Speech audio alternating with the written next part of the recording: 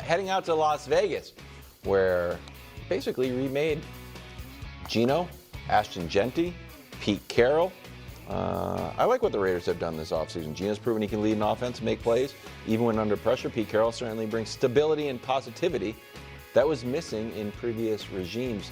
Nick, you got us like a small crush on the Raiders. Well, no, listen, I think the Raiders are going to be a playoff team, but you can't win the division when the same team wins it every year, and you're not them. Patrick Mahomes is 35-5 in divisional games. He is 19-1 in road divisional games. He is not losing the AFC West. And so I'm not even going to say what it would take for the Raiders to win the division, because it's also something that would make me take the season off from watching football. So they can't win the division, but I do think that they can win 10 games. I do think that I think that type of upgrade at quarterback, head coach, and running back can be transformative for an offense. And then when the head coach is a defensive kind of, mastermind, so to speak, I think you're going to get a bump in the defense as well. So I like the Raiders a lot. I obviously don't think they can win the AFC West because the Chiefs win the AFC West. You mentioned all the things that have to happen. Like Genty has to be great. Right? Like an Ezekiel Elliott type rookie season. Yep. Geno has to He just really has to be Geno. Do what he does. At least that. Yeah. And Pete Carroll has to completely change everything like great coaches often do. Seems like he has. No, I think they're the worst team in the division. And I don't think they're bad. I like some things about because obviously you got the Chiefs. I think the Chargers, you saw Mike Williams retire, but still, I think the Chargers are very good. I actually think, Nick, I think they'll challenge, I said when you weren't here, the Chiefs. I think they'll split in the regular season, so I guess they need to win in Brazil and challenge the Chiefs for the title. And Denver, what's not to like? Now, unless you think Bo Nix is going to go pumpkin mode, what's not to like about the Broncos? Yeah. Okay, so let's talk about this. I don't want to start focusing on all these other teams right now. I really want to just focus on the Raiders. I could care less about Patrick Mahomes and the Kansas City Chiefs record against the AFC West. Raiders fans have had a big front row seat to this. They know that division has been, I don't even want to say clown show. It's just been an absolute mess. A mess of coaches and quarterbacks and GMs, and it's just been a mess. There is just absolutely nothing impressive of that record with the Chiefs and Mahomes on them. That's like Tom Brady boasting about beating the Buffalo Bills and the Miami Dolphins and the New York Jets for years. Wow, congrats. You beat up on terrible coaches and quarterbacks and franchises for years. So it's just to boast that I find absolutely hilarious and absurd. It's by far one of the weirdest things that I see from Mahomes fans and Chiefs fans. It's just that's not impressive. What are you talking about? And things are different now. It's different. It's changed. You now have four functional teams in that division. Okay, that is a real thing that is happening now. I think it will be incredibly difficult for the Las Vegas Raiders to win the division. I will not hide that. I will not even try to pretend like I don't think otherwise. I think there is a few things, the biggest key, there's not key, it's keys. And two, from my viewpoint, in order for them to win is 3 or 4 things. One, we'll start with the easiest things. Pete Carroll has to prove to be a true, absolute, bona fide mastermind defensively, where he can absolutely make this defense immediately, a top 5 defense, just have an immediate impact of just whoa, where you're watching these games and you're the Raiders defense is legit, not kind of no, legit. And also situationally legit. We so rarely talk about that for defenses. Oftentimes you always talk about offenses and, it's 3rd and 4. What is so-and-so going to do, from a quarterback or offense standpoint? That was a great play call.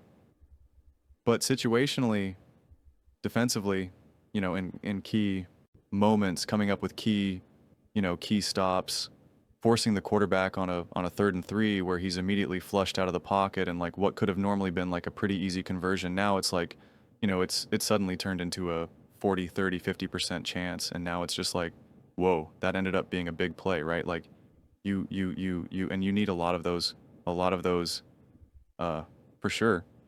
Then you need Chip Kelly. Chip Kelly needs to also prove, guys, you remember me in the NFL.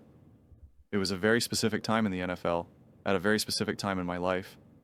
I didn't have it all figured out. I had a decent amount of success, relatively speaking, quite frankly, especially considering what other coaches have done in the NFL. I didn't have the best attitude. I needed to learn how to actually coach men and not just 18, 19-year-olds. And I had a few slip-ups, but like I'm more mature. And I am a brilliant offensive mind. I am a great offensive mind. You guys keep talking about the Shanahans and the Kevin O'Connells and the McVays and all these other guys. Like I am up there. Just wait. Just wait until you see what I got. Right. You would have to have the energy where you're watching this offense and you're just like, Chip Kelly is going to be a head coach within the next year or two. Like there's going to be a bidding. Should the Dallas Cowboys hire Chip Kelly? Like, should the Buffalo Bills fire Sean McDermott and get Chip Kelly? Like you'll need that level of energy. I think Geno is going to be Geno, and so no problem with that. And then of course Ashton Jeanty. Yeah, absolutely proving to truly be like this monster, this beast, where people start to say like, should he have gone like number 1 overall? Like those types of conversations just, where by the end of this year we'll start seeing him in like, I don't know, man, like Shekim Park was in like Gillette commercials or something, like just immediately be like, he's just in the commercials doing all that stuff, eating Subway hoagies or whatever. They randomly give these guys these days, like he would just have to just be like a true monster where you just like, oh my gosh, this guy is him. I mean, you do those things, then yeah, you can win the division, combined with, also big situational, not situational wins, but I guess situational wins, key wins against obviously key opponents, like, of course, within the division.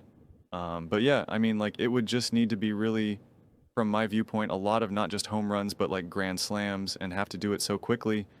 I believe in Pete Carroll. I believe in Chip Kelly. I believe in Jeanty. Believe in all these things, but it would have to be like overnight, and it all have to be at the same time as well. But I absolutely believe that they can compete for a wild card spot. And I think if they weren't in a division with the Chiefs, the Broncos, and the Chargers all at the same time, not only the way how those rosters are, but the quarterbacks they have and the head coaches that they have, what great coaches have such an advantage of is that they can reliably and consistently outcoach other coaches. Like that's just,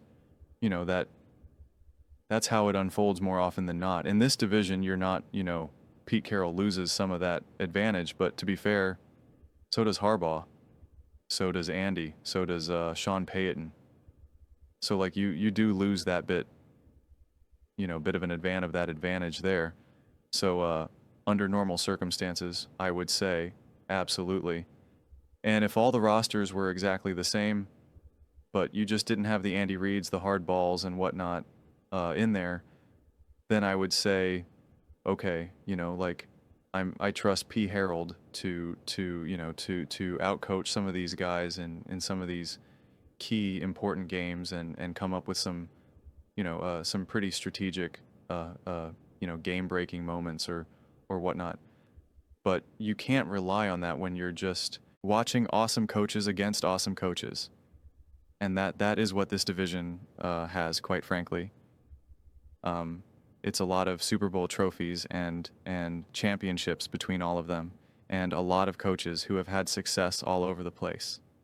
Like truly all over the place. Different quarterbacks, different franchises, different leagues entirely. So we're talking about just some pretty high level coaching. Probably the greatest coaching division like in the history of the NFL, probably. Definitely within the last like 20 years, 30 years or so. So that's where the advantages and the disadvantages for the Raiders lie. And you're also going up against great defenses.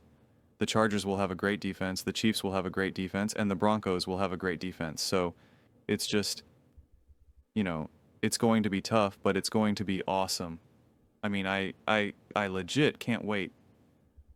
There's another, it's just going to be great we'll leave it at that.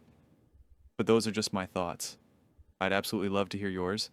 What do you guys all think about the Las Vegas Raiders? Having a chance to win the division, do you think they have any chance? How about, at the very least, like Nick Wright said, that they'll make the playoffs? Let me know in the comments below. I read every single comment. It's whether you agree with me or disagree with me. Either way, let's get in some discussions.